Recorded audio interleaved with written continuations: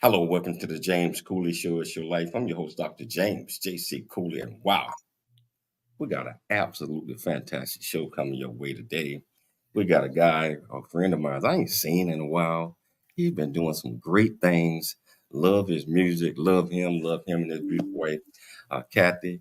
And I tell you, just chatting with him today and the things that we're going to learn. He just got back from Africa. Actually, I think he went over there and bought him some land and a house and et cetera, and said he's loving it.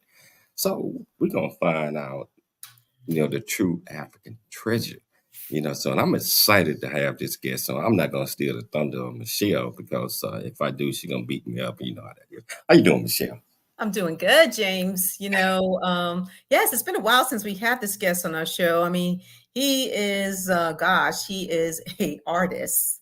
And I know he's been busy doing a lot of things and traveling and just enjoying the experience which he will talk to us about today. So we're really excited to have him on the show. Back on the show. Back on show. I'm excited to have him back on. And I'm talking about all the great things he's doing. And I tell you, and he's also a retired military colonel. Oh, So he's I'm gonna salute him already.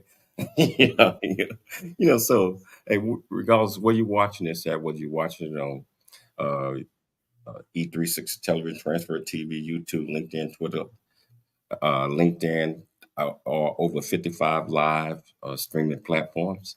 Welcome to the show. And if you want to be part of the conversation, all you have to do is just go to the platform that you're watching this on, ask any question that you might have. I promise you, we'll get you an answer. Michelle, can you please introduce the title of the show, purpose of the show, and this absolutely wonderful guest?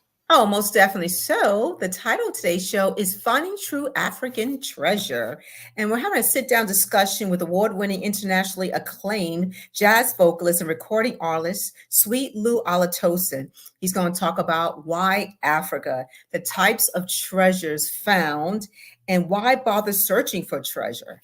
So, again, he's an award winning, international acclaimed jazz vocalist. Sweet Lu Olutosin's music has seen many bright moments, including reaching #1 on the Billboard Traditional Jazz Album charts. Although Olutosin's music consistently displays a unique and energetic creativity, it is his live performances that is a crown jewel of excitement and engaging modern jazz. As a youngster, his goal was to be an uninhibited singer, using a mix of jazz, blues, and gospel to create music with a message of soulful spiritual healing. His goal remains as Lu channels everything from Al Jarreau, Joe Williams, Lou Rawls, Eddie Jefferson, Johnny Lee Hooker, and many, many more. Indeed, his trek detoured with a 36-year stint in the U.S. Armed Forces. His years in the military taught him the very important lesson of discipline, order, method, and ultimately belief in himself. He retired from the Army with the rank of full colonel, allowing his full immersion into the music that has been the backing track of his existence since childhood. We're welcoming back to the show, Sweet Lu Olutosin. Sweet Lou, Hey, how hey, you hey, doing, my friend? I'm doing wonderful. It's great to be back, and thanks for having me. Man, it's always a pleasure having you on, man. And I tell you, you inspire me, and you inspire many, many others, and all the things that you're doing. And I'm certainly inspired about your recent purchase over in Africa, and you spending time over there. Yeah, Yes. so I'm excited about all of those things, man. And I want to say I miss you, bro. It's been a long time. It's been a long time. When you coming back down? You know what? I got to come down in May. Okay. Um, May, I am supposed to be there for graduations. So it's toward that. But I'll let you know, man. Okay. I'll We'll let get together. you. Yeah, yeah. So, Sweet Lou, Yes, sir. you've been doing so many things, especially concerts and playing and traveling. Can you tell our viewers and listeners a little bit more about you, what you've been doing, what inspires you, and why you're so passionate about all the things that you do? Yeah. Well, first of all, thank you for allowing me the opportunity to be here and address your audience for the invitation. Um, I'm a regular guy, like most others, grew up in a household that both had male and female leadership from my mom and my dad. And that was really a good grounding experience. I actually came to be musically inclined as a result of where I came from. My mother, my father, both were singers, so that I kind of got that naturally. But after I started looking at it a little bit further, there was even more connections to music and artistry from my great grandmother, who was actually a singer, a painter, a piano player, and as the census records tell it, she was an exhibitor. And there's a long story that goes with that, and I'll maybe get to some of that a little bit more. But she was an artist all of her life, so therefore it came more natural to me. And once I realized what she had done, I just embraced it that much more, and it's just been a wonderful experience. And what I love most about what I do is being able to actually reach people at their emotional core. You know, and music has that effect of doing that. It can reach you when nothing else can sometimes. And it's just a wonderful experience to know that you are helping someone overcome something that is so vital to them that, and you don't even know this person. You know, it's just a matter of you presenting in a spiritual way and in a clear way what the universe has already provided, which is peace for everyone. Wow. So you know what is the best adjective that describes your approach to creating music? Wow, that's a good question. I think above all else, I'm looking for inspiration from the creator. And as long as I have that inspiration, I'm not worried everything is going to come out just the way it's supposed to be. Maybe not the way I thought it should have been, but the way it's supposed to be. And I think as long as I keep that connection and don't get caught up in trying to follow fads or allow ego to drive what I'm doing, I think everything will be just fine. So I have to periodically check myself and make sure that ego's not part of this thing that I'm going to present it, you know, because that's always a bad combination. Well, you know what? The title of today's show is Finding True African Treasure. Why, before we get into it, why did you want to discuss this topic on today's show? Well, I think it's really important. And if you look at the situation here we have in our country, the United States, politically, economically, and every other way that you could look at it, and realize the history of the country and the world, you have to pay respect to the origin story of all of it. And the origin story of all of us is Africa. If that's where civilization and life began, then we should be compelled to at least look at the story that we are a part of from the very beginning to have a full understanding of what it is that we are here to do and what we're supposed to be doing. So starting in Africa is the reason that, or excuse me, starting in Africa is the place to start because it is the beginning. Did you always want to go to Africa to kind of connect and just, you know, find or just experience your story and your forefathers' story? Or was it something, you know, later in life that, you know what, I need to go there? From my earliest remembrances, I've always wanted to be connected to Africa. It's from the time that I could get the understanding that we were African Americans and not Americans. I needed to know what that really meant, because being African American in America or anywhere else, there are certain things that come with that based on the white supremacy that our country has not only co-signed, but was on the ground floor of building. So when you look at the white supremacy aspect of this nation and look at African Americans should all want to connect with Africa. That's where our power is. You're absolutely right. I mean, we have to look at everything associated with Africa, and we're considered African Americans, but you know our descendants are from Africa. Yes. Everything that we know as Black people uh, comes from Africa, and a lot of times, Sweet Lou, many of us forget about those origins. We Yes. start thinking that since we're in the United States, I mean, and we can call it home, Yes, but we can. not knowing where you're from and not caring about trying to figure out where you came from and your family traditions. I'm talking about generations and Hmm. generations and Hmm. generations before. Hmm. That kind of bothers me a little bit because I need to know where I came from. You're right. Well, So I think it should bother you, James. I think it should bother all of us. Now, let me just kind of spread the web a little bit wider. Civilization itself begins in Africa. So that means that if Africans were the first civilized people, then everyone else came after that. So if mhm, we look at the history of the world, and you can, archaeologists have found things that say it's 300,000 years, millions of years old. And our civilizations are the ones that started the civilization that we have today.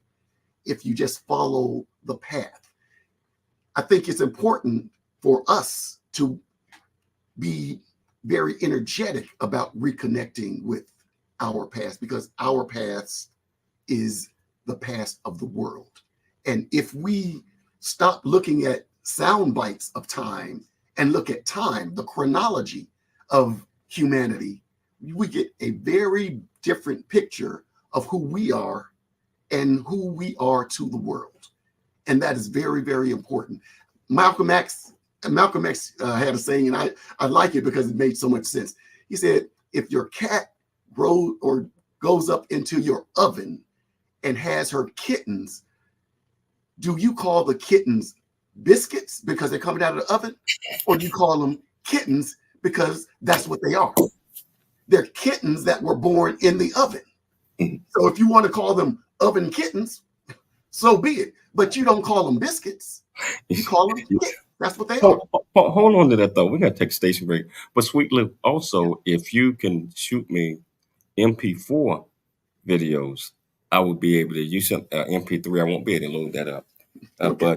But MP4 short ones, and if you shoot that to Michelle, I should be able to, especially if it's from YouTube, I Okay. should be able to get it Let me try loaded up. YouTube. I tell you, we already started the first segment, getting the opportunity to know Sweet Lou. We're gonna dive deeper into this, and we're gonna dive deeper into the topic of today. And also, we're gonna have another special guest that's gonna be joining us in a few.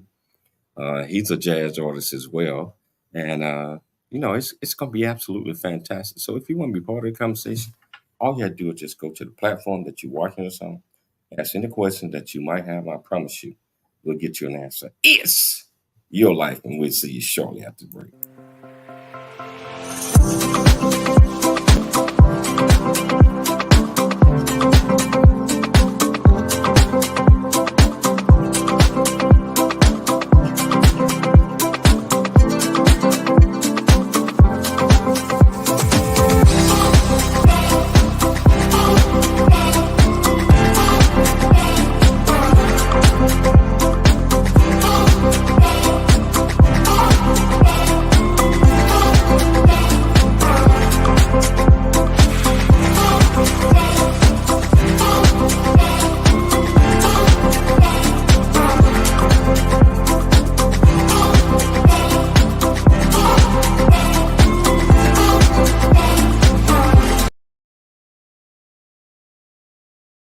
Really get a chance to know who you are.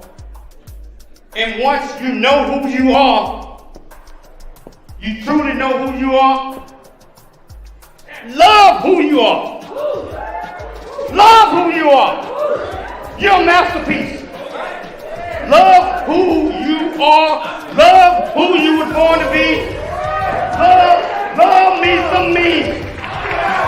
That's what I'm talking about. When you leave, high school, you gotta know today or tomorrow, or hopefully today, what your plans are. Hopefully, there is no bad decision unless there is no plan. Create, collaborate, commit with confidence. Commit with what? Commit with what? In everything that you do. I've seen a smile convey I love you. I'm proud of who you are. The one that keeps us close when we're apart. Talking from the darkness of all that we've been through. It seems that there might be a way to leave behind the loneliness we've known and live again life of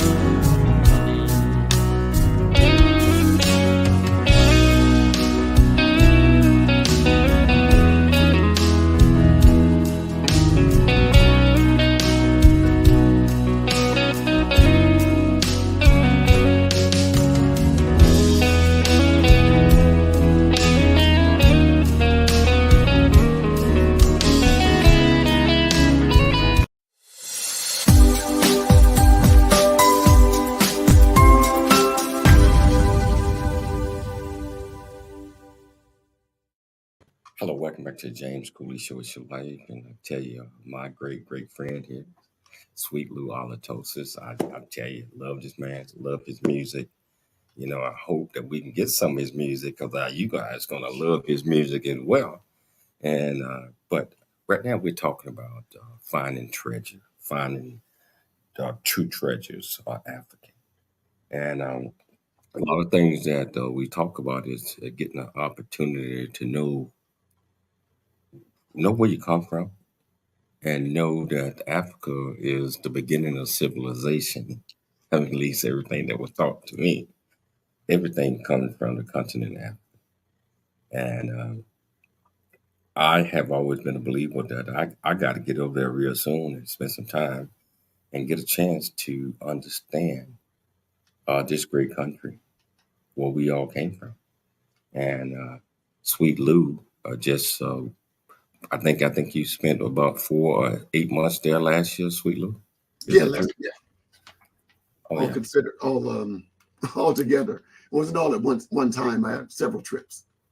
Oh, yeah. And we got a friend of yours that came over to visit you there last year. And I just want to bring him on for a second. Okay, absolutely. George V. Johnson. Jeez. Good to see you, man. Hey, man, it's good to see everybody. Good to be on the show. Thank you very much for inviting me. Oh, man. And I love both you guys, man.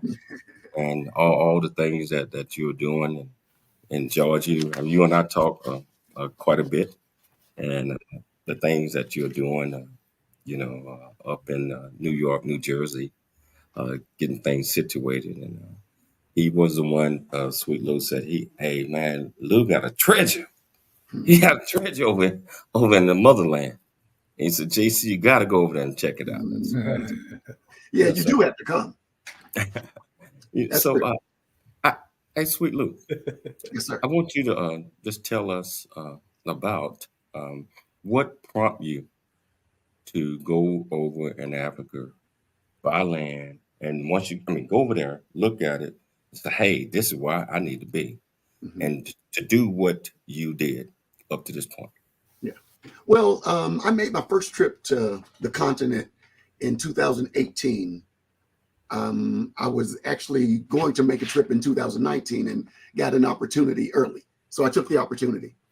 I went to Ghana and found that everything was just, from the time you get on the ground, the vibrations themselves are totally different from what you feel anywhere else. And I've, 36 years in the military, I've traveled quite a bit.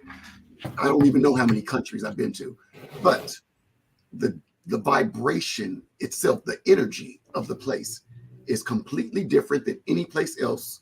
And it drew me in. I came back in 2020 to actually find some place that I would purchase and build.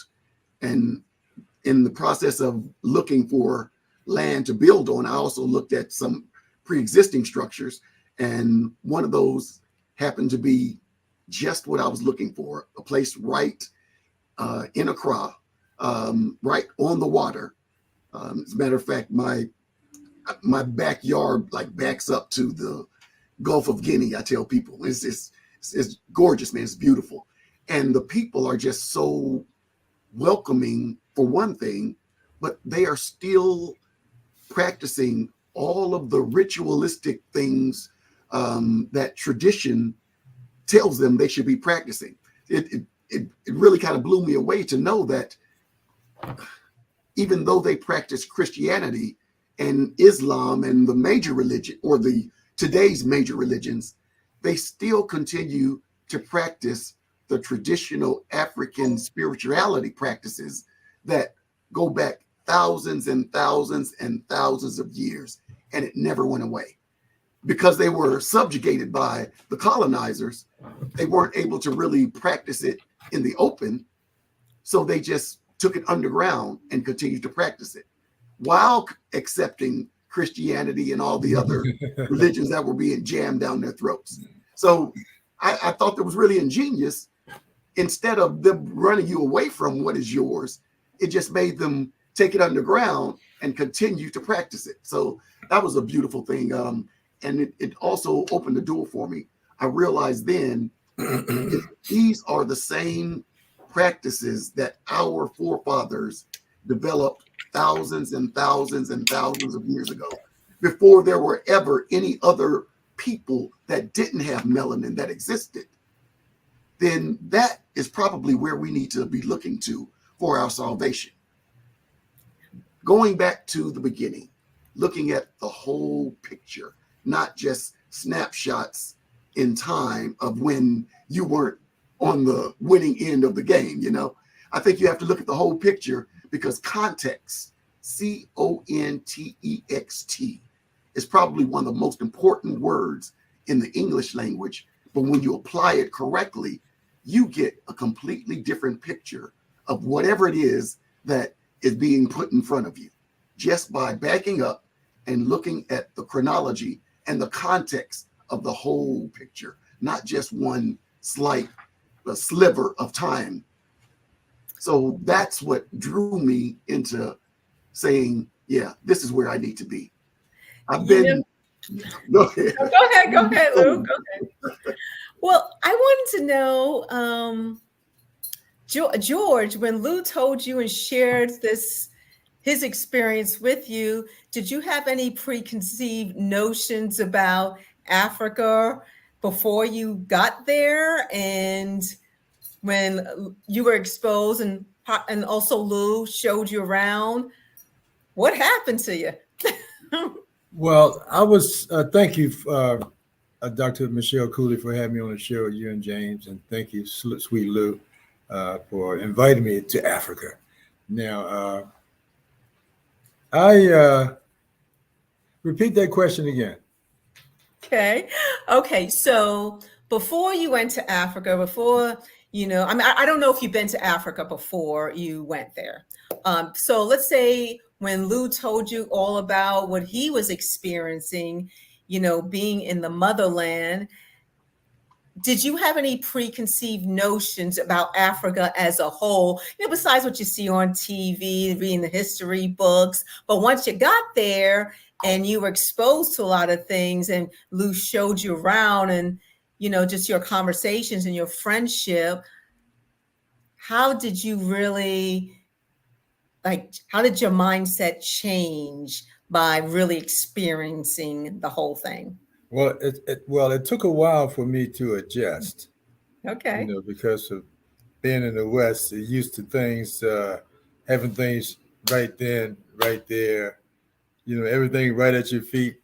But there, everything, they call it Ghana time. So it was like a blessing, and it blew my mind going there, just seeing the people and seeing the palm trees, the coconut trees, and seeing the people every day.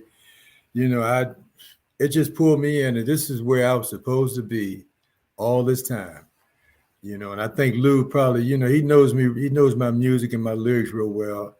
I guess he looked at it and said, I think the music he has, like Mother Africa and things like that.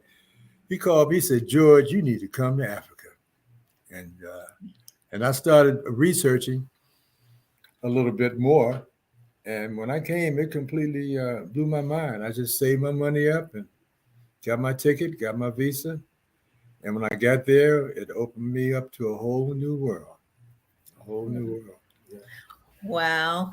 So Lou, in your experience, you finding the true treasure, did you discover things about yourself being there that you didn't realize before? I mean, you're going back, seeing the area where we actually come from, our forefathers.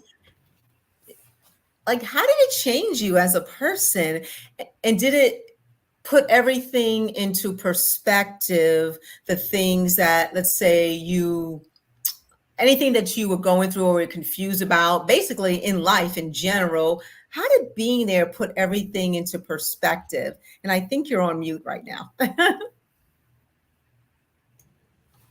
Yes, great question. And I think I have to answer it by saying,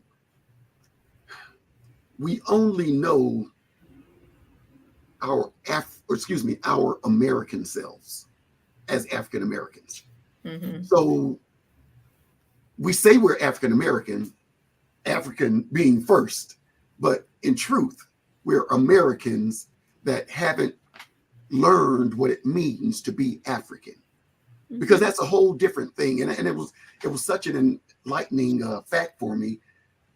Just learning about how Africans work in society.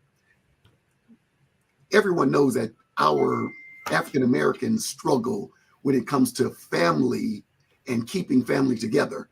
And we know the history of that goes back to slavery and the many years afterwards and just working under white supremacy. What you find there is there's nothing more important than family. Family is the reason for being, the reason for continuing. So everything you're doing is not for your individual self, but for the self as a part of the family. And that is so, let me give you an example. When the land is big as a commodity there. So let's say a family owns land and there's somebody who's in charge of the land and wants to sell it. In order to sell that land, they have to find the person who they call the Abusia Mensa, which is a title in the family structure that basically says, this is the oldest living member of our clan. And he or she has to be a part of this transaction. So they will bring this person now into this sale. And the first thing the Abusia Mensa wants to know is how the proceeds from the sale are going to benefit the rest of the family. Totally different from any kind of transaction that would happen in the West, because in the West, the transaction is about the individual, not about the family. So a very, very big difference. When decisions are made, they involve the family. Now, most of us kind of have a nuclear family, the family under our roof, but I'm talking about the family extended, the clan. Everyone who's a part of the Johnsons or the Coolies or whatever has to be included in major decisions that affect the family. You're never going to find that here in the United States, not in an African-American family, and probably not in most other families as well, unless they brought it from wherever their family came from. Now, in our case, what we brought, or what our ancestors brought when they came over 400 years ago, was beaten and was discouraged. Let me say that. It was discouraged. They didn't want family structure because that doesn't support slavery. So our family structure was decimated, but the term Sankofa says you can go back and fetch it. We can't fetch it from here, from the United States, because it's never been here. But we go back to Africa, we can reconnect with all the principles that make Africans African. Not that it's easy, because we have so much American just laid on top of us, since this is the only lifestyle we know. But it can be done. And by spending time on the continent with the people, with the customs, with the procedures, you can change who you are. And you can actually become the African that you physically are, but emotionally and socially, you are not. Wow. That's deep, man. The whole thing is deep. Because coming from the South, and I guess, my grandmother, grandfather, all those, that used to be the structure until my, it's not that way now. No. But everything depended on the family. Now it's everything depending on the I, me, my. And the family is kind of pushed to the side. Yeah. So therefore, what you just said, I think is so important, that we all get an opportunity to go back to the motherland. If you're African American, Yeah. Even if you're not, go. Connection is still there for them too. Yeah, and just see how it is. Understand that a lot of people are like, well, I'm never going back there because those people running around with bones in their nose and all that other type of stuff. What is wrong with you thinking that way? We are all people, regardless of whatever that might mean. Our ancestors, what you see on TV, what's portrayed on television. So I'm excited about actually coming to visit you once you guys get settled over there. George and I, we talked about that. And I tell you what, we're going to take a station break, but I want to come back. I want to get both of you guys a part of the discussion again, because Lou, man, you just done. I tell you, you done sent me there, man. You got my mind open. You got my mind open. So with your platform, you're watching this on, you want to be part of the conversation. All you have to do is just go to the comment section. Any question that you might have, I promise you, we'll get you an answer. Yes, your life, and we'll see you shortly after the break.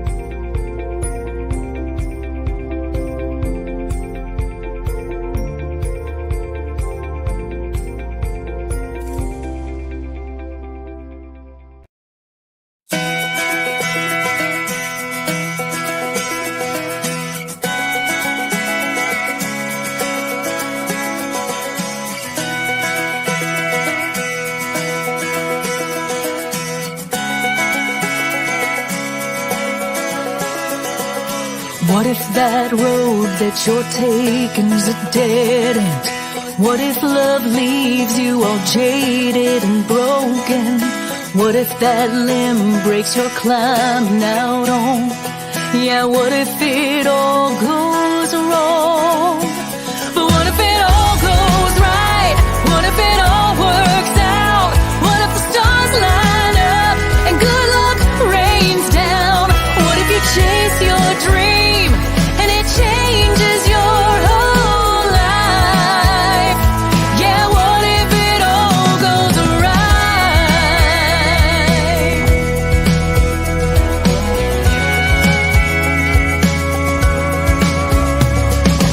What if that road is a beautiful soul drive? What if that love ends up lasting a lifetime? What if that limb holds you oak tree strong? What if this time nothing goes wrong? What if it all goes right? What if it all works?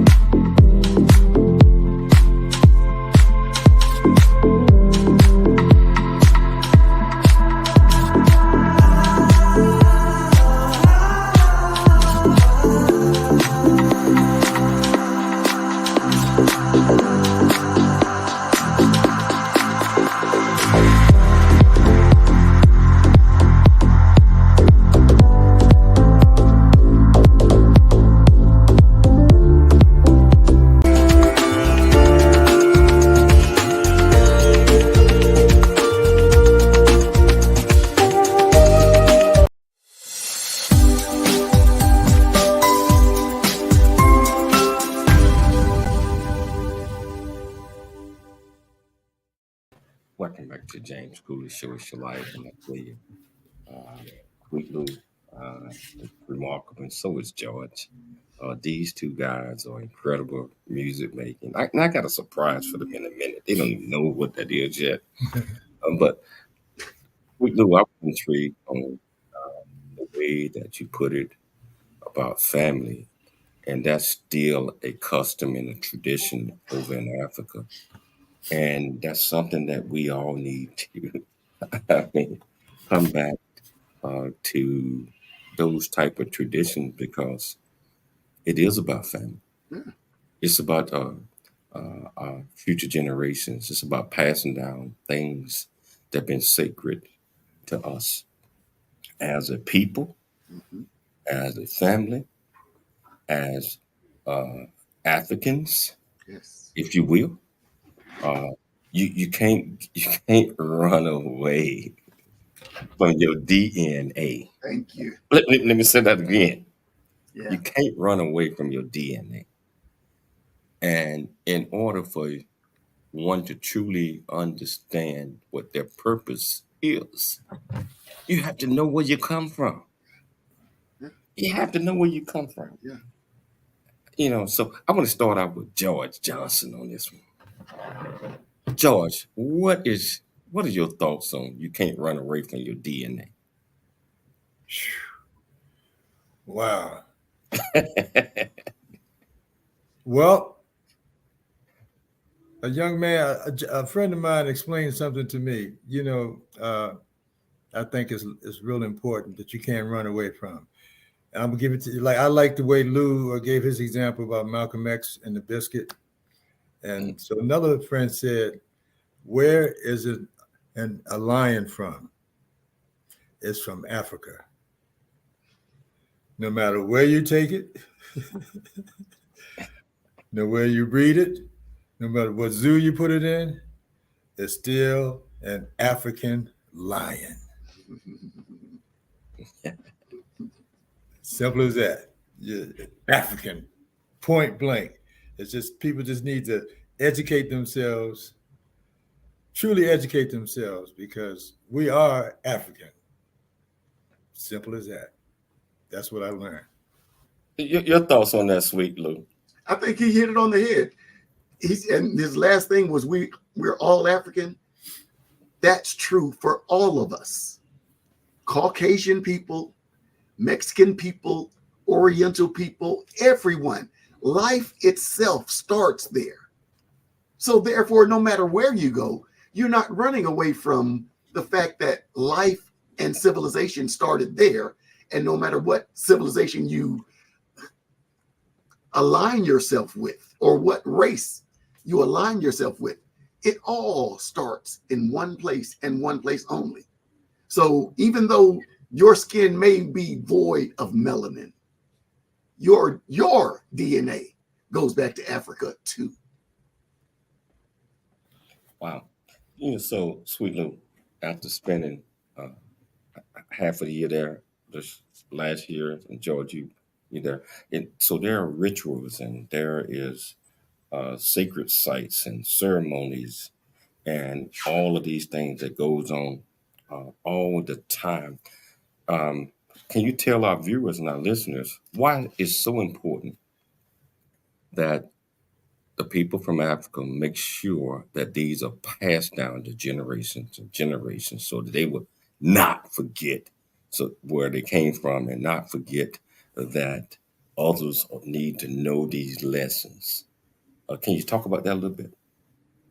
Is that for me or George? You. Okay. Yes, I can talk about that. And let me first say, we don't have to worry about Africans forgetting to pass down African traditions.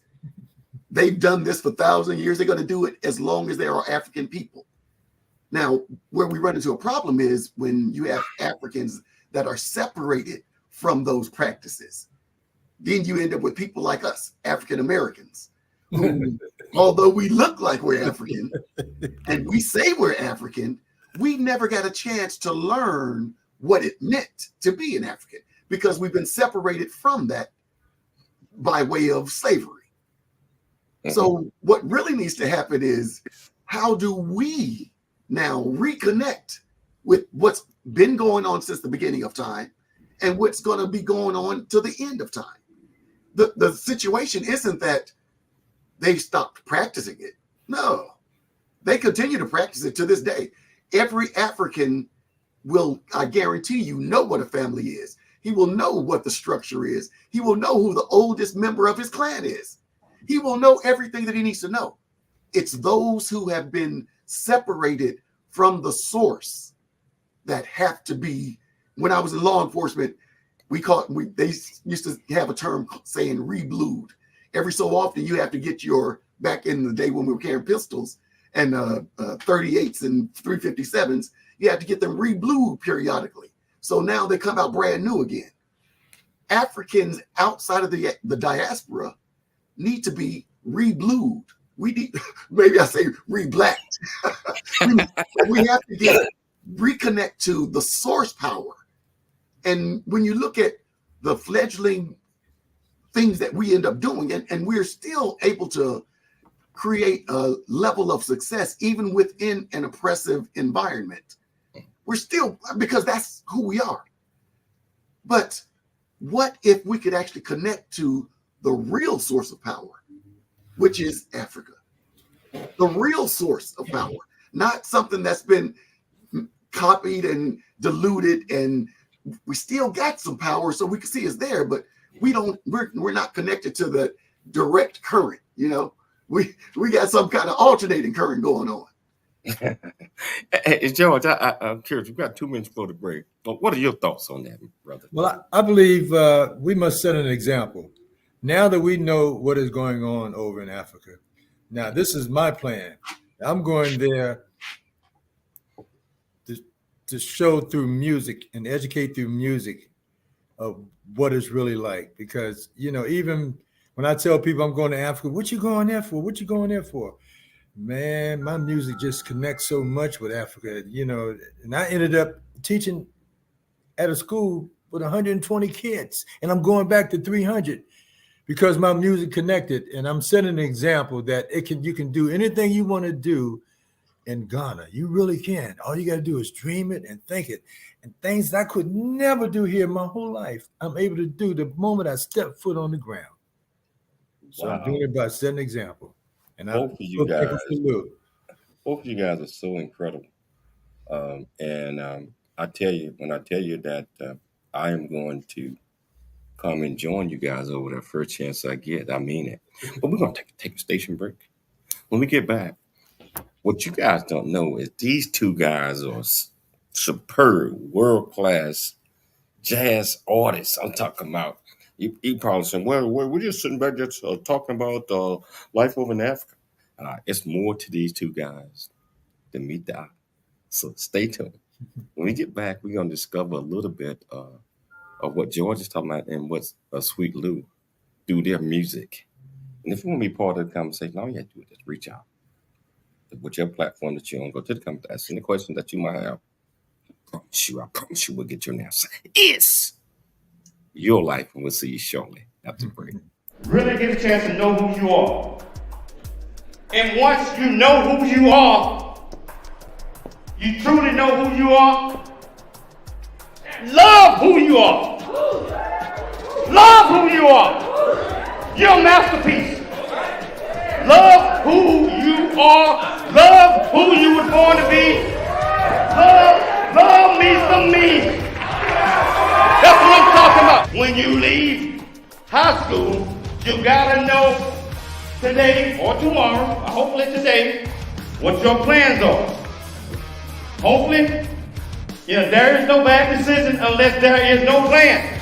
Create, collaborate, commit with confidence. Commit with what? Commit with what? And everything that you do. If you can see it here, you can do it.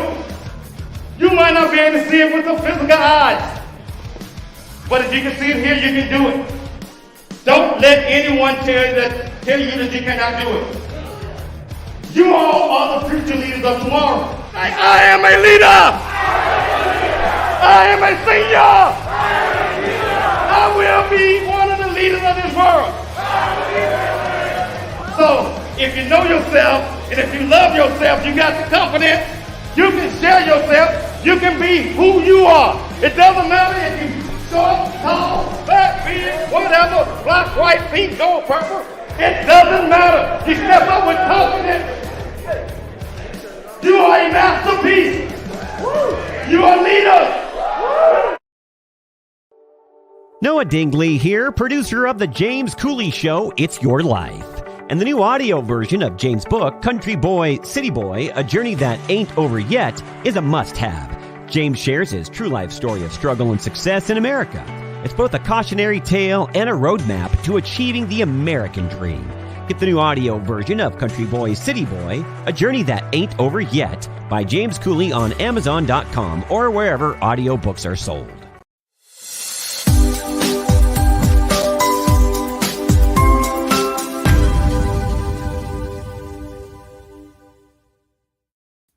Hello, welcome back to James Cooley Show, It's Your Life. And I tell you, I'm sitting here with two absolutely magnificent, brilliant men that's doing a whole lot of things. And I'm just enjoying this conversation because Sweet Lu has inspired me, and so has George, that you got to go and find out where you come from. You can't leave this earth without knowing. Well, you can. I mean, but we recommend that you get a little history, not by what people implant in our head. You got to go see it for yourself. Oh, yeah. You got to go see it for yourself. And just like my great friend George B. Johnson just said a few minutes ago, he went over there to visit Sweet Lu, and he started teaching classes through his music. As I told you, both of these guys are extraordinary artists. And I just want to give you guys a little quick introduction of both of them together. Here we go.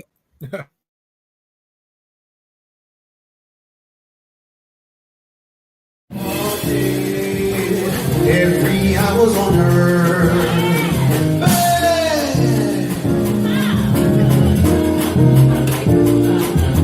Had me spending money I never had. You know how. Oh, yeah.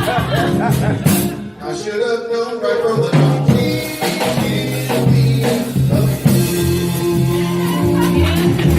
They go through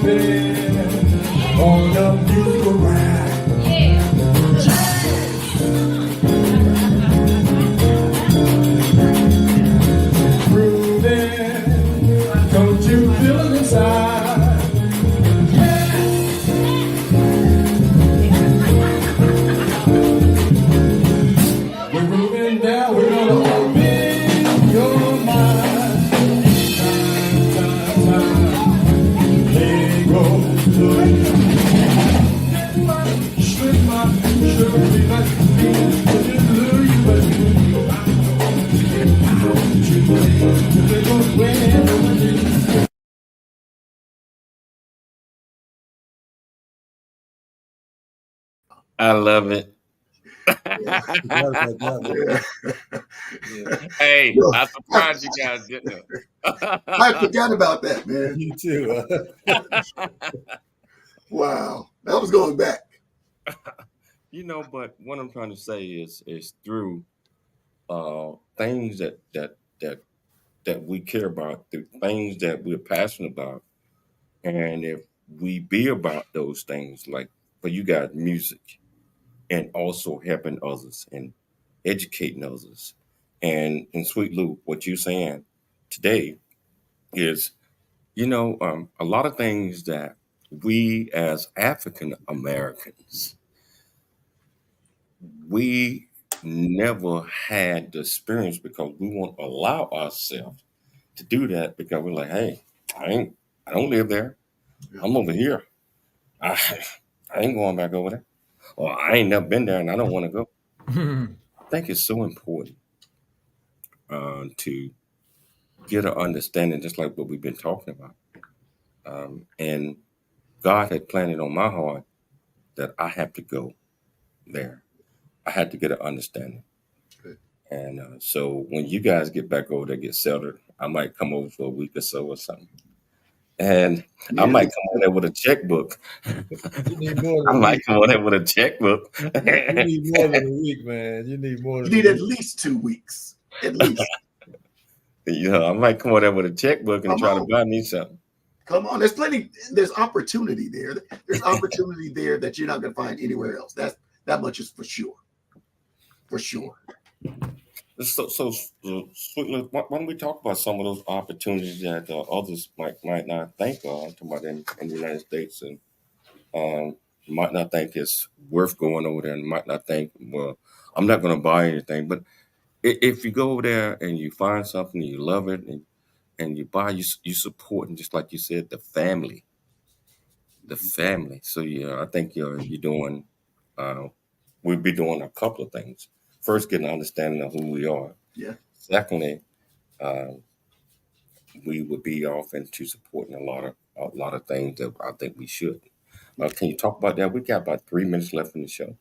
Yeah, I think you're right on point when you say we not only be learning who we are and what's important as such, but also helping out the community and the economy of the Ghanaian people or the West African people, wherever you are, which is really important. Again, back for African Americans, when you think of the fact that I'm in my mid-60s, but all of the money that I've made throughout my whole working life, which has been pretty extensive, has gone to benefit the U.S. economy, which is cool because I'm American.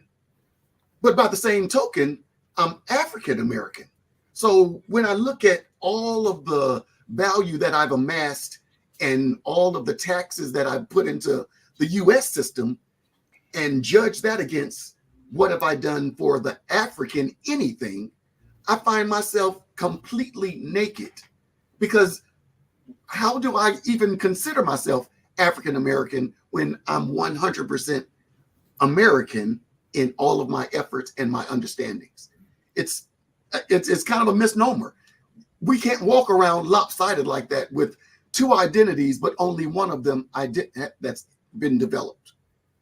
And the one that hasn't been developed is the one that is much more significant. Wow. You know, I tell you, we got about a minute and a half left. Sweet Lu and George, 30 seconds or less. You first, George. What is some takeaways you want our viewers and our listeners to get from this great conversation that we have today? I repeat the question again. I said, what is one takeaway you want our viewers and our listeners to get from this great discussion that we're having today? One takeaway is that is giving. Is giving. I'm going there volunteering as a artist in residence. I'm paying my own way, paying my own rent, and I'm giving. And I'm teaching as a volunteer these children because this is what I think my purpose is to go back to Africa and give. We have to give to receive. And you, Sweet Lu? I want to leave one thought. And, you know, we look at Africa and what we see here is that starving, famine, you know, there's some poor and all this kind of stuff. And that's the only image of Africa we get. That's not correct. It's in fact, it's very false and misleading. But what I want to present is the woes of the continent Africa are not of their own making. There are outside entities that continue to meddle in the political and economic affairs of the continent, because as long as they can keep the continent providing raw resources and not allow them to refine those resources, they can turn around and continue to make money and keep the status quo as it is. That is, Africa being the footstool of the rest of the world. I'm gonna leave one term with you, EMH, economic hitman. Look it up, economic hitman.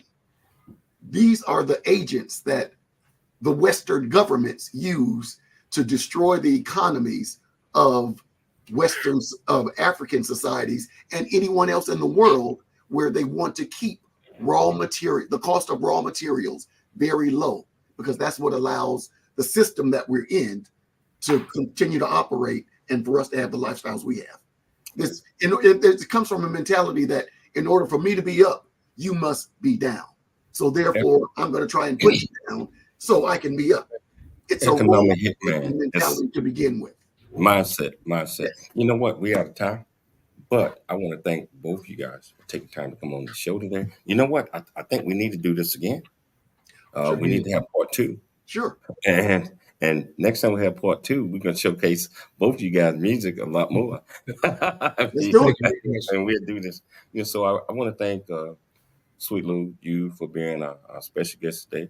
Thanks. George, I want to thank you, man. You know, man, you special as well. Most importantly, I'd like to thank Michelle Cooley for putting together another great show. Yes. And I got to thank my viewers and our listeners for tuning into the James Cooley Show, Monday through Friday, 12 p.m. Pacific Standard Time on over 55 live streaming platforms. Always, always dream big, think big, and be big at everything that you do. We'll see you tomorrow, same time, same place. It's your life.